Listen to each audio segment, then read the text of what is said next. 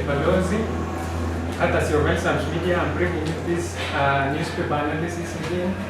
And I know you are going to update yourself with the current affairs, with the current state of the nation, where the president is losing touch with his deputy, with the water hose. A lot of political schemes are going on. Talk of Mount Kenya, talk of Western region, the realignments. Hardly 2 years after elections, we are having the political realignments never seen before. But the president's stand is that we need to unite our nation. We need to lead from the front. We need to bring unity amongst the citizens of this nation. How about taxes? Politics aside, taxes here. Finance Bill 2023-2024 is on the table. Will it pass? Will it course? Will it sail through?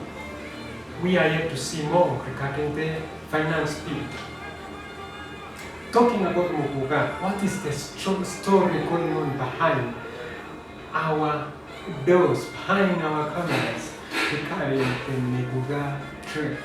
So sit and listen to this newspaper analysis. Standard newspaper, date 6th of June 2024. That is Wednesday.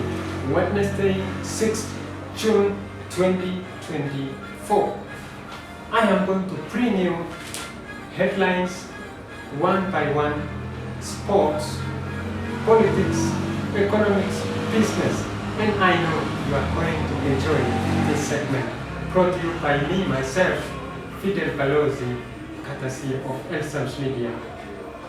Those are our headlines regarding our newspaper analysis. This is the Standard Nation, 6th of June 2024, that is on Wednesday. So what are on our headlines? As you can see, Ruto takes over Raila's AU bid. That is our major headlines. On Monday, 4th of June, the Premier Cabinet Secretary Musalia Mudavadi stepped front of his office with the former Prime Minister Honorable Raila Amolo Odinga. They were actually giving a joint press address stating that the government is taking over the Raila Amolo Odinga bid campaign across the continent towards AU chairmanship. And here is Ruto takes over Raila's AU job bid. It is stated that the secretariat has been formed by the government to support the maneuver, the canvassing of the continent by the government. The Excellency William Samoei Ruto government is so conversant, so committed to ensuring that the Premier Cabinet Secretary is going to take over this chairmanship position. What are the things behind this aggressiveness? President William and Raila Odinga are leaving nothing to chance in quest for African Union Commission chairmanships, with government taking charge even as opposition chief discloses they have agreed to cut bureaucracy and unveil a well-oiled change. Musalia Mudavadi, Prime Cabinet and Foreign Affairs, yes, these are the statements from the Cabinet Secretary, Premier. The campaigns are led by the state with highly experienced and knowledgeable officers, with State's Department for Foreign Affairs having established a campaign secretariat which includes the candidates' strategy team. That is the headline that's there, and we are yet to see more and more of the happenings regarding this aggressiveness. Another headlines, making headlines, here is why state wants court to keep not to GMO.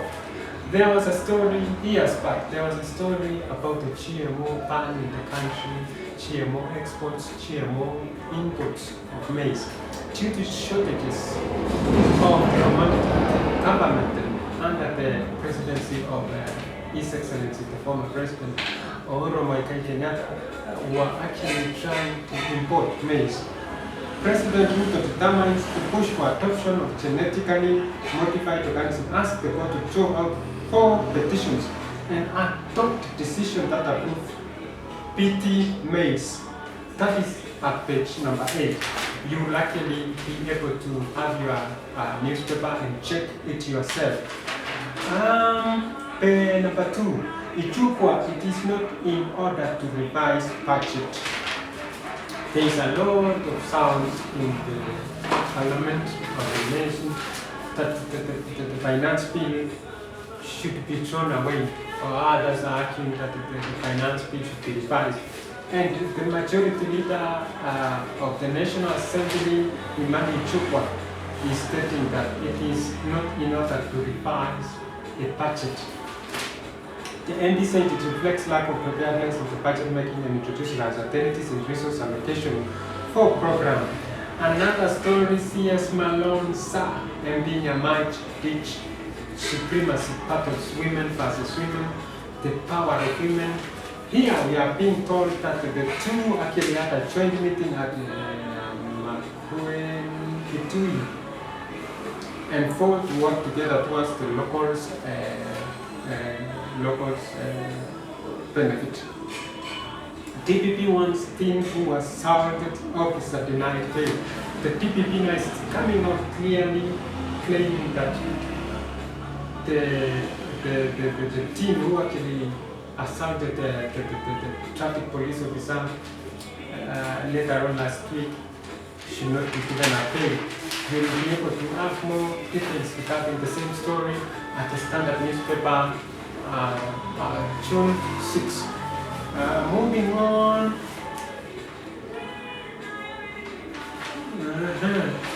Update from Shakahola. Shakahola port is hit in container and state toll hits at 4:46. People's been resumed from the Shakahola menace that has been in place for the last almost 1.5 years. Ruto fine-tune machinery to hit Raila campaign for aid. That's the contribution of the story of our headlines. That's page number 4. UDA wars escalates in the city as party boss causes kickers in camp. Here is page number 5, where there is a lot of happenings at UDA elections. That's ongoing. UDA wars escalate in the city, that is in capital city Nairobi, between the Sakaja and other competitors for the chairmanship position. Kenya rules for cooperation to tackle terrorism, that's page number 5. That is by Defensius Duale. Kenya has called for multinational approach in combating terrorism and climate change. That is the position of Kenya regarding the terrorism. Another thing at page 5 is Lenturi provides guidelines on deep elections. It's ongoing again, I think it's happening this week. And this is the position of the Cabinet Secretary, Agriculture, Mithika Lenturi. He's actually given out guidelines for the elections.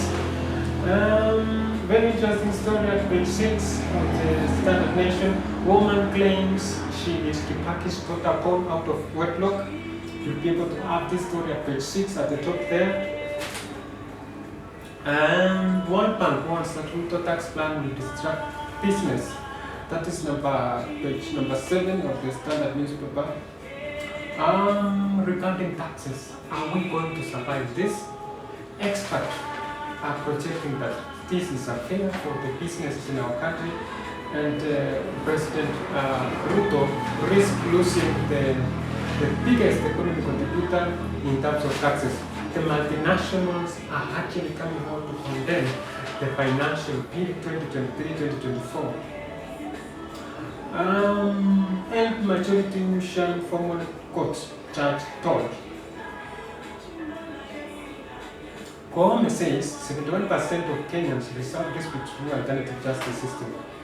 So which justice are we disputing when focuses on a formal system that only takes care of few Kenyans?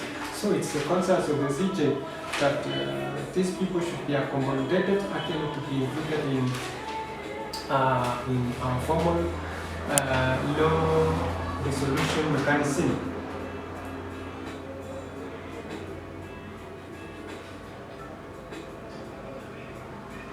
Another story making headlines on page 11, Kiambu tops Mount Kenya counties with 3.35 revenue growth. So it looks like Kiambu is the leading in terms of revenue collection through their own means. And it's page number 11. You'll be able to check yourself the story. Here we are the global actually. That is Kenya among exposed nations as global vaccine to collapse. Treaty had taken 2 years to track and garner. Talks failed over disputes when intellectual property right. I think that's the issue of vaccinations, and you'll be able to have that story at page 13 of the standard newspaper. Any other story there? Here is a very funny bit of a newspaper. I see what you are doing, stop. That should be Ricardo Gashapa, that funny picture there. Is it about taxation? It's issued Mount Kenya, UDA, Mount Kenya, Ruto is telling, I see what you are doing, stop. Telling UDA there. Let's move on, we move on in our story. Business, state's new system to monitor counterfeit safeguard patents. So in business, instead the state's new system to monitor counterfeit. I think there is a system that's being developed by the Vice Minister.